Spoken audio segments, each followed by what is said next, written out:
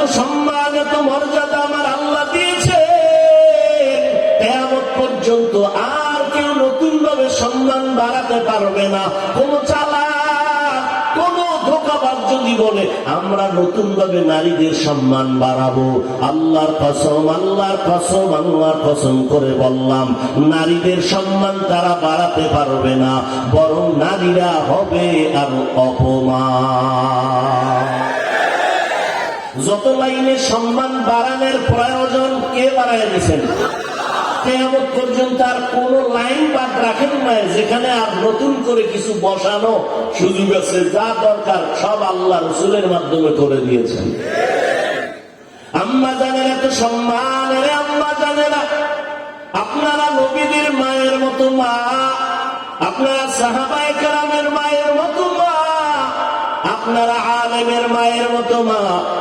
আজ এই স্টেজে কয়েকজন ছাত্রের মাথায় পাগড়ি দেয়া হলো, এরা কোরআন মুখস্থ করে ফেলেছেন।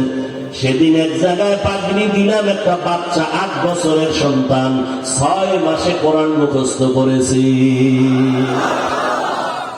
এরে আম্মা জানেরা, এই দুনিয়াতে যত ভালো সব ভালো আপনাদের কারণে।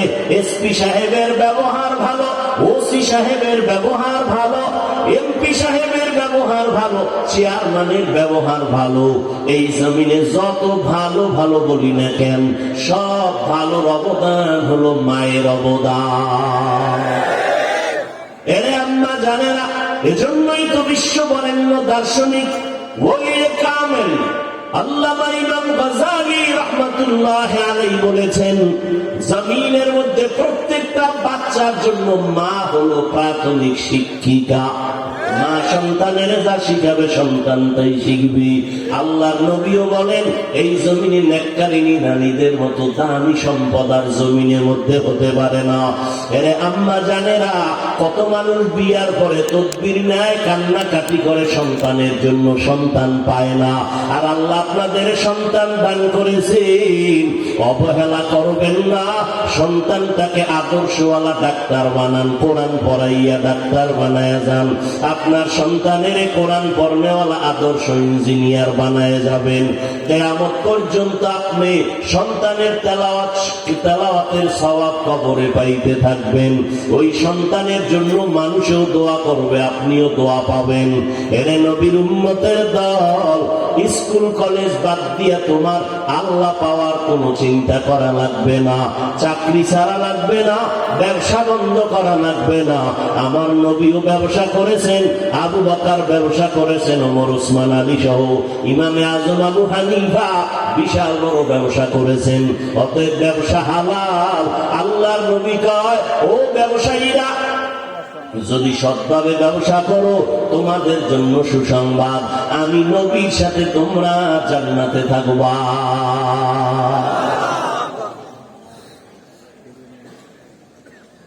ইয়া আইয়ুহাল্লাযীনা আমানুত্তাকুল্লাহা হাক্কা তুকাতি, আল্লাহ বলেন আমাকে ভয় করো। এত বয়ান এত বয়ান এত বয়ানের পর কেন আমলের খাতা দুর্বল? এখানে এত মানুষ এই প্যান্ডেলের ভেতরে, অভাব নাই, কিন্তু দুঃখ আজ ফজরের নামাজ পড়ে নাই, অনেকে জোহর পড়ে নাই, আসর পড়ে নাই, মাগরিব পড়ে নাই, এসাও মোনাজাত দিয়ে অনেকে চলে যাবে, ফজর না পইরা মোবাইল চালায় চালায় ঘুমায় যাবে, ফজরও পড়বে না। এই বয়ান দিয়া কোনো লাভ নাই। কারণ আমার নবী বলেন, বাইনাল আবদি ওয়া বাইনাল কুফরি তারকুস সালাহ, মুমিন আর বেঈমানের মধ্যে ব্যবধান হলো নামাজ। বেঈমানেরা নামাজ পড়ে না, মুমিনেরা নামাজ ছাড়ে না। নামাজ লাগবে নি, কত ওয়াক্ত নামাজ? সপ্তাহে একদিন না প্রতিদিন? মাঝে মাঝে 2-1 ওয়াক্ত নামাজ ছেড়ে দেওয়ার সুযোগ আসেনি? নাই। নাই বলার পরে যদি নামাজ না পড়ো রে বাবা, বিচারটা কত ভয়ঙ্কর হবে চিন্তা করো।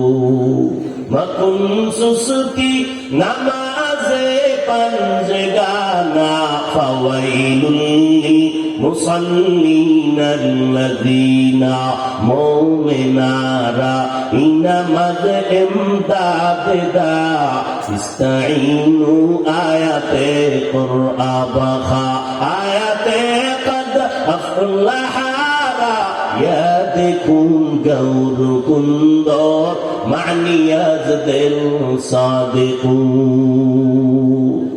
ভাইরা আমার, কথা বলতে বলতে অনেক দূরে চলে আসলাম। আল্লাহকে আমার অনুসরণ করো। আল্লাহকে না দেখে অনুসরণ কেমনে করি? ও মালিক, আপনাকে তো দেখা যাবে না, দেখার রাস্তা খুললে দেখবো কেমনে? পাওয়ার নাই। পাওয়ার যদি দাও তারপরও দেখতে পারবো না, কারণ তুমি মাওলার কোনো আকার নাই, কোনো আকৃতি নাই। তো আল্লাহ কেমন? পয়গম্বরে আরবি মেরাজ থেকে এসে বলেন, রাআইতু রাব্বি আযজা ওয়া জাল্লা, আমি মুহাম্মদ মেরাজে আমার আল্লাহকে দেখে আসছি। ঘুমাইতেছেন? সুবহানাল্লাহ বললে কি গজব আসবে? আরো জোরে বলেন। মুসলমানের একটা আওয়াজ ভণ্ড বাতিলের জন্য একটা আতঙ্ক। মুসলমানের এই আওয়াজটাকে সারা দুনিয়ার বেঈমানেরা ভয় পায়। এই জন্য পৃথিবীর কোন রাষ্ট্রে এইরকম এক জায়গায় মুসলমান হইতেই দেয় না। এতগুলো মুসলমান এক জায়গায় হলেই ওরা ভয় পায়, না জানি চেয়ারের পায়া ভেঙ্গে চুরে চুরমার হয়ে যায়। কারণ মুসলমানের কাছে এমন একটা অস্ত্র আছে, মাথা দিয়ে দিবে, কল্লা দিবে, ইমানের আওয়াজ তারা ফেরত দিবে না। মুসলমান আল্লাহর মোহাব্বত নিয়ে চলে। আজ ওই ফিলিস্তিনের ভেতরে মুসলমানের করুণ হালাত। ও নবীর আসে, তুমি মনে মনে ভাবতেছো তোমার উপরে কোনো বিপদ নাই। বেঈমানের টার্গেট শুধু ফিলিস্তিন না, মুসলমানের চেসনিয়া বসনিয়া না, মুসলমানের টার্গেট হলো বাংলাদেশি না, টুপিওয়ালা শুধু তাই না, যারা মুহাম্মদের মানে তাদের উপরে আক্রমণ করবে। ওরে নবীর উম্মতের দল, মদিনার নবীরে মানবা, বিপদ আসবে না, এটা হতেই পারে না। পানির ভেতরে নামবা, শরীরে পানি লাগবে না, এটা হতেই পারে না। আগুনের কাছে যাইবা, গরম লাগবে না, হতেই পারে না। বরফ হাতে নিবা, ঠান্ডা লাগবে না, হতেই পারে না। আল্লাহর জান্নাত পাইবা, পরীক্ষা হবে না, এটা হতেই পারে না। ওয়ালা তাহিনু ওয়ালা তাহজানু ওয়া আনতুমুল আ'লাউন ওয়া আনতুমুল আ'লাউনা ইন কুনতুম মুমিনিন।